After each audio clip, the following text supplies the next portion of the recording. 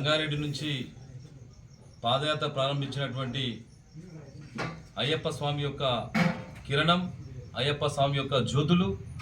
22 మంది ఆ నాయకత్వం వహిస్తున్నటువంటి మా రామస్వామి గారు చాలా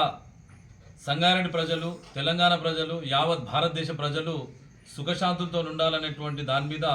లోక కళ్యాణార్థం ఒక ధర్మం కోసం ప్రారంభించినటువంటి పాదయాత్ర దిగ్విజయంగా రెండోసారి అలసిపోకుండా ఎక్కడ కూడా ఇబ్బందులు కాకుండా అయ్యప్ప స్వామి నిండు కరుణా కటాక్షాలతోని అద్భుతంగా నవంబర్ 1 తారీఖు నుంచి ప్రారంభమైనటువంటి యొక్క పాదయాత్ర మనం అనుకుంటాం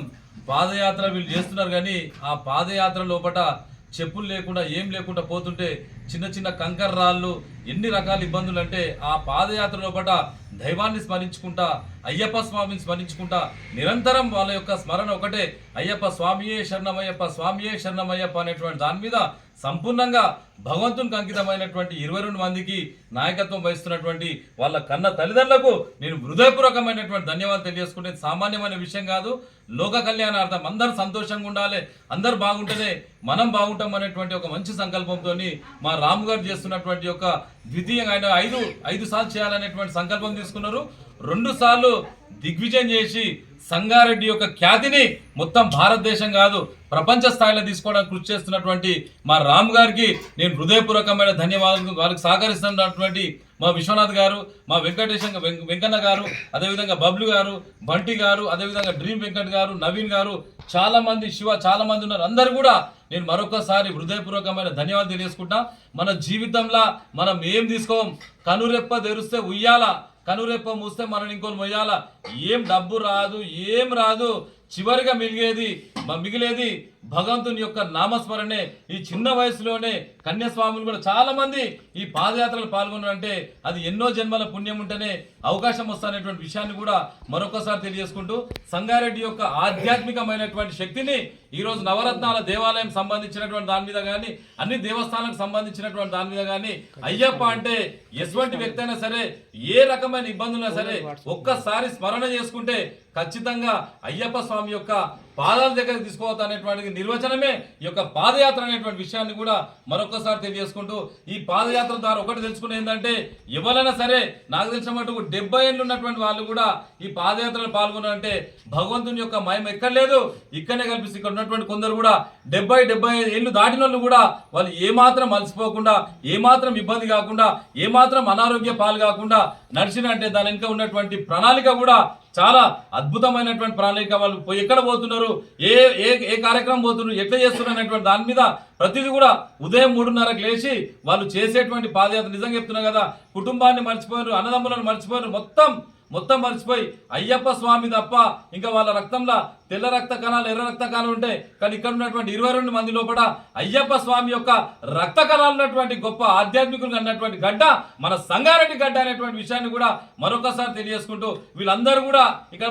మాకు అవకాశం ఏంటంటే ఇక్కడ వీళ్ళు పాదం పెట్టినందుకు కూడా మా జన్మ తరించింది అనేటువంటి విషయాన్ని కూడా మరొకసారి తెలియజేసుకుంటూ సంగారెడ్డి ప్రజలు, తెలంగాణ ప్రజలు, యావత్ భారతదేశ ప్రజలు మీరు చేస్తున్నటువంటి పాదయాత్ర సామాన్యమైనటువంటి పాదయాత్ర కాదు. మీరు అనేక రకాలైన ఇబ్బందులు ఎదుర్కొన్నారు. ఒక్కోసారి కాలు ఇబ్బంది అవుతుంటది, నడవలేకపోతుంటారు. ఎన్ని రకాల ఇబ్బందులు వచ్చినా, ఎన్ని రకాల కష్టాలు వచ్చినా ఒకటే ఒక స్మరణ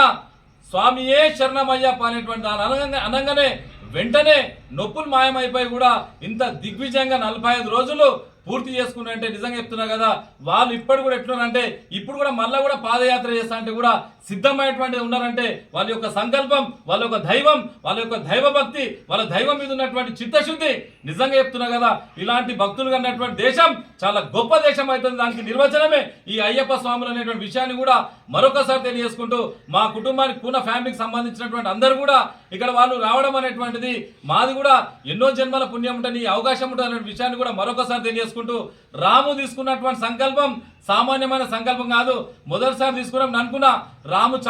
రామస్వామి చాలా లావున్నాడు, ఎట్లా నడుస్తాడు అనేటువంటి దాని మీద ఆలోచన చేశాం. కానీ ఈరోజు చాలా మందికి పాదయాత్ర అనేటువంటి దాని మీద ఎవరైతే ఎట్లా నడవాలనో మా రామస్వామిని చూస్తే నిజంగా చెప్తున్నా కదా, ఆయన సంకల్పం వజ్ర సంకల్పం లేకున్నటువంటి ఆ రామస్వామికి వాళ్ళ కన్న తల్లిదండ్రులకు మరొకసారి పాదవందనాలు తెలియజేసుకుంటూ మీ అందరూ కూడా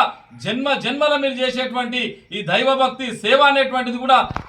నిర్విరామంగా భారతదేశం కోసం మీరు చేసేటువంటి ప్రతి ప్రక్రియలో కూడా మీరు చేసే ప్రతి పనిలో కూడా అద్భుతమైన విజయం సాధిస్తారు. రేపటి నుంచి మీరు చేసేటువంటి ప్రతి కార్యక్రమంలో ఆర్థికంగా కానీ సామాజికంగా కానీ రాజకీయ రంగాల్లో ఏ రంగంలో సరే మీరు ఎక్కడ పాదం పెడితే అయ్యప్ప స్వామి యొక్క నిండు కరుణ కటాక్షాలు ఉంటాయనేటువంటి విషయాన్ని కూడా మరొకసారి తెలియజేసుకుంటూ నాకు ఈ అవకాశం ఇచ్చిన ప్రతి ఒక్కరు కూడా నేను పేరు పేరున ధన్యవాదాలు తెలియజేసుకుంటూ తెలియజేసుకున్నటువంటి మాట్లాడే సౌభాగ్యం నాకు ఇచ్చినటువంటి రాము గారికి నిజంగా చెప్తున్నా కదా నాకు చాలా సంతోషం. అదేవిధంగా విశ్వనాథ్ గారికి, మా వెంకన్న గారికి, మా బబ్లు గారికి, మా బంటి స్వామి గారికి, నవీన్ గారికి, డ్రీమ్ వెంకట్ గారికి, ఇంకా చాలా మంది కన్యాస్వాములు వాళ్ళందరూ కూడా నాకు పేరు తెలియదు. వాళ్ళందరూ కూడా నేను హృదయపూర్వకంగా వారు చల్లగా సంతోషంగా ఆనందంగా చిరంజీవిగా చిరాయుగా సంగారెడ్డి యొక్క పేరును ప్రపంచ స్థాయిలో తీసుకోవాలనేటువంటి విషయాన్ని కూడా మరొకసారి తెలియజేసుకుంటూ సెలవు తీసుకుంటాను. జై స్వామియే